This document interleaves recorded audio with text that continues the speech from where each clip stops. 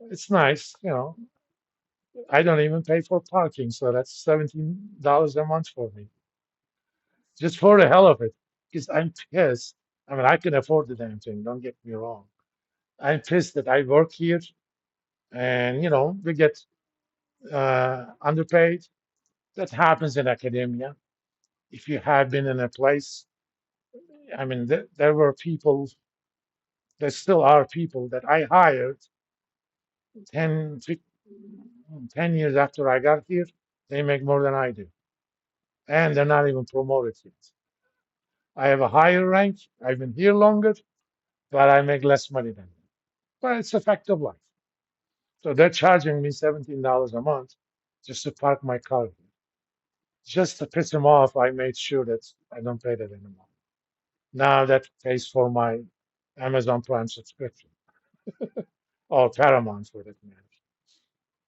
Uh, but when you're in a system like that, in open economies, open means there is almost unlimited movement of goods, services, and capital. You cannot control both the interest rates and the exchange rate. If you're fixing the exchange rate, you have no monetary policy in a sense.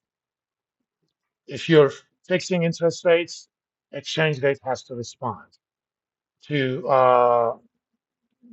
imbalances. If you're keeping your exchange rate normal in an open economy, when there is recession, your currency is going to lose value. That means your goods are going to be more competitive. You're going to export more, so you'll get out of it. But if you fix the exchange rate, it is the interest rate that has to move. But you can't do that. The only way you could keep the exchange rate at that level is to actually increase interest rates because everybody wants to sell pounds. British economy is not doing that well.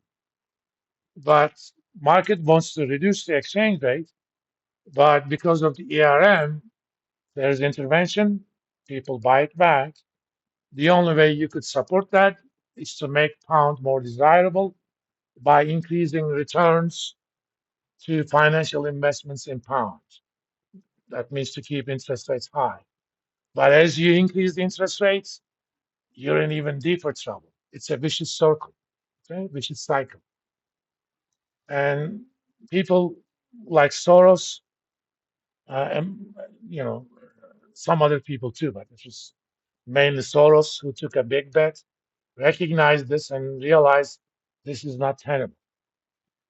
So in the futures markets, he shorted the response quite a bit. And in order to, I mean, let me show you right now how much would it cost you to establish a position like that. Uh, CME GBP futures contracts.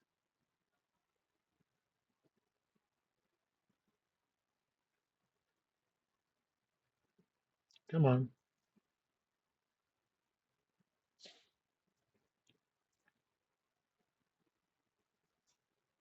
it's just specs. Oh, I know that. We're gonna talk about these contract size 62 and a half British pounds. You're probably thinking, where the hell is that coming from? That's 1/16th of $1 million. In the old days, people did things in financial markets in the 8, 16s, 30 seconds, quarters, halves, but it's kind of a relic from those days. Uh,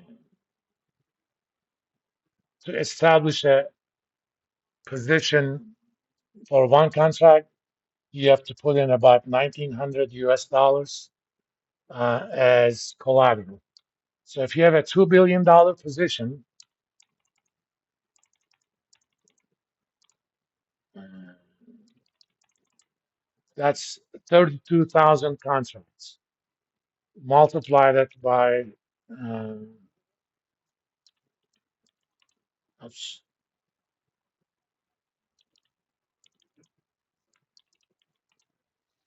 You could establish that position spending only about $60 million. And £2 billion is a lot of money. Even at the current exchange rates, that's about $2.6 billion. So these are very leveraged investments. Yeah. And you didn't need that much money to actually establish that position. If it goes against you, you have to put in more money.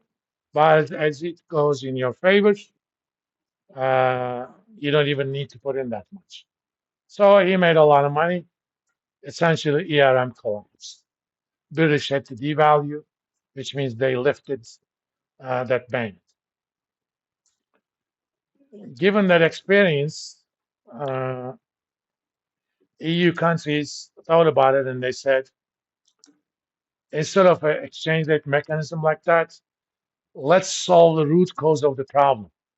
The root cause of the problem, the countries in this system have different currencies. So if you eliminated different currencies, you don't have a problem as far as the exchange rate risk is concerned. Okay? But we're going to talk about later on. I always think of that old saying, there used to be a minister of education back in late 19th century Ottoman Empire. He is rumored to have said, I would have been such a good minister of education if it wasn't for these damn schools. So we would have had no exchange rates volatility if we didn't have the exchange rates. That's the idea behind euro. It's basically a common currency area. So these countries decided, let's create this union and let's call this thing euro. And on January 1, 1999, they decided exactly what the conversion rates were going to be. I just remember the Deutschmark. €1 was fixed to 1.95583 Deutschmarks. In fact, let me see. Euro conversion rates to, for example, Italian lira. At the time, €1 was equivalent to 1936 and 27 Italian lira, or peseta, which was the Spanish currency, escudo, Portuguese currency. No, not Cape Verdean, Portuguese.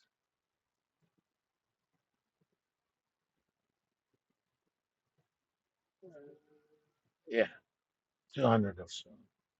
Or other things, French franc, for example.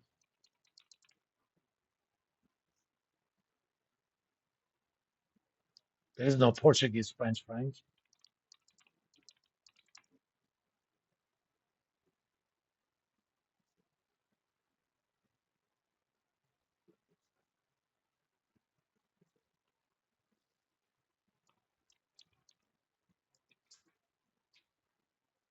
Yeah, about 656. Belgian francs were a little bit less valuable.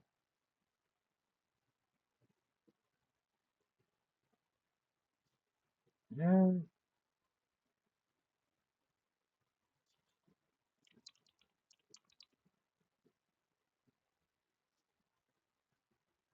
I don't think it's getting me the right one.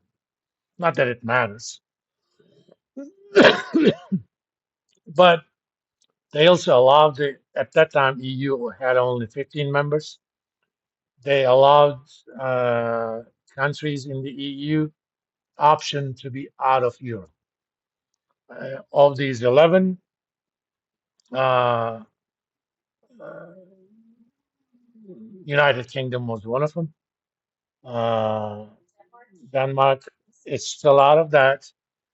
Sweden is still out of that, and Greece was not allowed to be in at that point. The reason it was not allowed to be in, theoretically speaking, for a common currency area to work, the countries in the common currency should be economically similar in the sense that they would have experienced similar balance of payments fluctuations. It was in EU.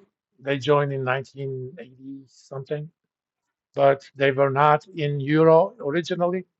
There was actually something called the convergence criteria. In fact, the reason they waited until 1999 so that a big majority of the countries satisfied those convergence criteria.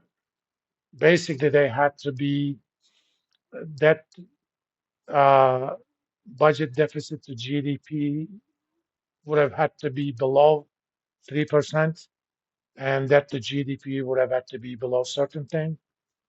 Uh, and Greece did not satisfy that at that point.